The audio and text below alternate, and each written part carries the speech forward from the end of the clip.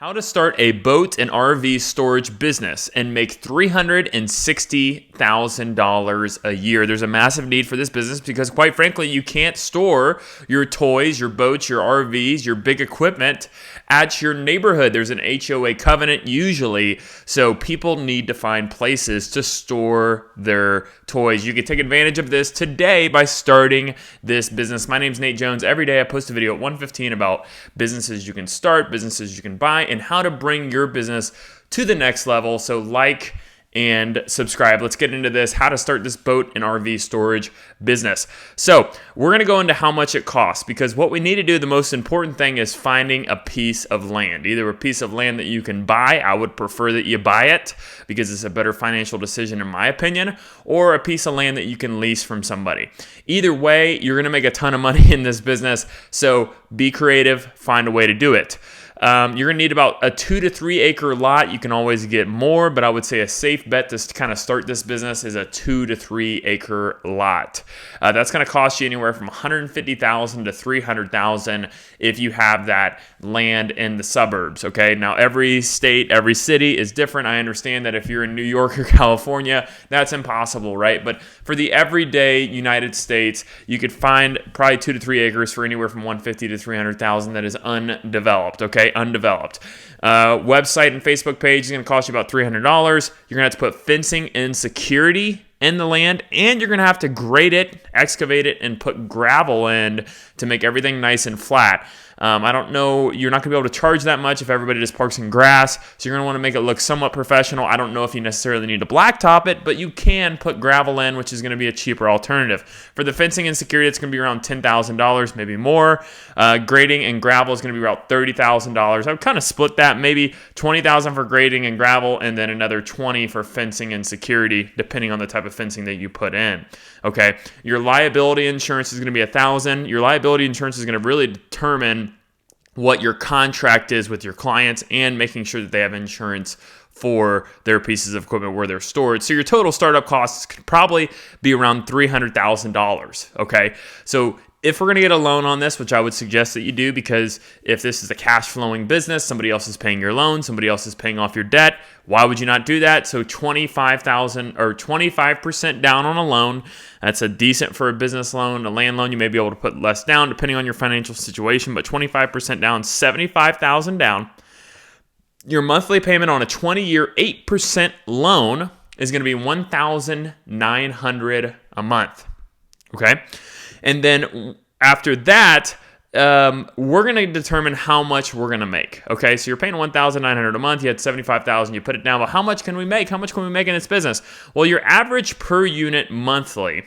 That means how much you're going to get paid per unit stored. Maybe it's a boat, maybe it's an RV. It's going to be anywhere from $100 to $500. If it's a big piece of equipment, it can be $500. Depending on your area, it could be less or more, but it's going to be about $300 a month.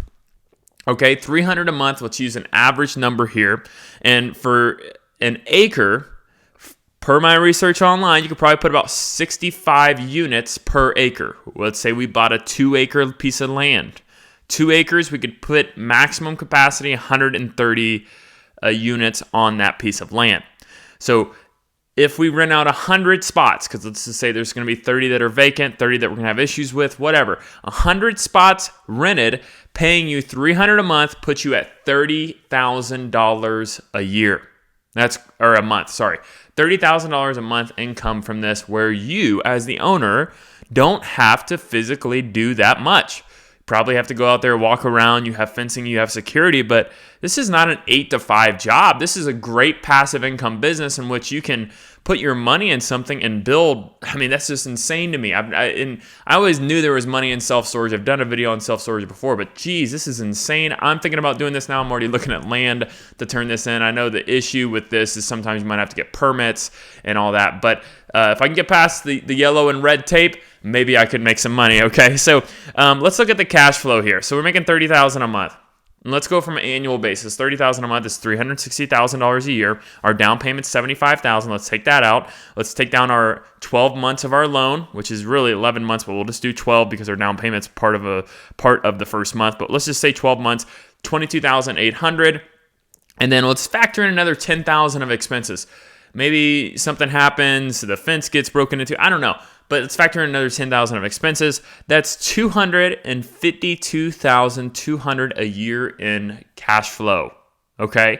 So if you're making that much cash flow, what I would suggest is that you reinvest in this and find another spot to start this business. Even if you're cash flowing 100, 150, find another piece of land and continue to build your empire. So many people, they get love drunk with making this type of money. Oh my gosh, I'm making this so much money. I don't have to work anymore. I don't have to do this. I can just sit around and watch all my money come in. You want to build an empire. Financial freedom is not at $252,000 a year. Okay? That is great money. It's more than the national average, and you might be considered in the upper class, but that's not financial freedom. You still have to kind of watch your money. So to create financial freedom, if you know how to do this once, do it again and again and again, and then sell it off for a multiple to a big private equity company, and then you'll have life-changing generational wealth in which you can do whatever you want, okay? So don't think too small on this. Think big. Scale this idea out so you can have money coming in, a massive amount of money down the road, okay? So what's some positives of this business? Well, it's always needed. People are always going to need to store stuff. They're always going to be buying toys. They're always going to be buying stuff. And a lot of times these people do not care to pay you $300 a month because, quite frankly, they make a lot of money, okay? So you're not going to have that many issues with people not collecting payment. And if you don't, per the customer agreement, you can potentially repossess their possessions. Okay, so it's profitable. Obviously, this is super profitable. Even if you're only renting out 50 spots, you're still making money on this. It's very passive. I love the passive aspect of this because to me, this is a business that can be sold because there's passive income, reoccurring passive income. If you can get a business that has reoccurring and passive income, that is a business in which you want to hold on to forever. And if you're going to sell it, make sure you sell it at a multiple of at least 7 to 10 times the net income, okay? Because then someone's getting at about a 10%, 15, 20% return on their investment when they buy your business, okay? Let's think of all the ways in which this business can fail, okay? Talked about all the positives, but there are some negatives of this business. Well, number one, we need to make sure we get stuff rented out. If we spend a lot of money building this out and then something happens and then nobody comes and stores their stuff, what do we need to do to get the name out there? Because once we get this ball rolling, people are going to be like, oh, you need a place to store? Go over to Joe's, right? So we need to get this ball rolling. What we need to do is we need to do marketing. That's local marketing. Put a banner out by your, or a sign out by your land. Put it out in the community, network with local RV shops, network with contractors. They may have some big equipment like excavators they need to store, local boat dealers, basically local companies that have large equipment that you could say, hey, if anyone buys a piece of equipment, they need somewhere to store it, please reach out to us. We'd be happy to help. Create a website with SEO. When people look up boat and RV storage near me, that website will show up on Google so people can find you. People need to find you to interact with their business. If they do not know about your business, they cannot buy or interact or purchase your business. So you need people to know, okay? So also create a Facebook page. People love dropping your name in Facebook. Once you're in those local community groups, people can drop your name and kind of build your business for you, okay? Next thing we need to do is we need to have a quality RV and boat storage place. What that means is we need to have fences, we need to have security, we need to have camera, and we need to make sure that it is not necessarily always unattended, but that there's a fence there that people can get in and out of if they have a code. You need to make this professional if you're going to be able to charge $300 a month. You can't just make this some hillbilly yard that someone's storing their crap in and then it gets stolen all the time and then you're getting sued, okay? So make sure that you are professional about this business because then you'll make professional money. Number 3 here is we need to make sure the payment process is automatic. I do not want to go chase down 100 people a month to say, hey, you owe me $300. Hey, you owe me $300. Put it on a monthly recurring payment. Look up all the payment processors out there. I'd be happy to help you out. I'm not affiliated with one, but there are tons of them, and you're going to pay a little bit of a fee for it. But the convenience, like I said, you're paying to get your time back. The convenience of it is huge, okay? The next thing we need to do is we need to consult with a local attorney and a local CPA. An attorney is going to draft a customer agreement or an agreement of storage with your client.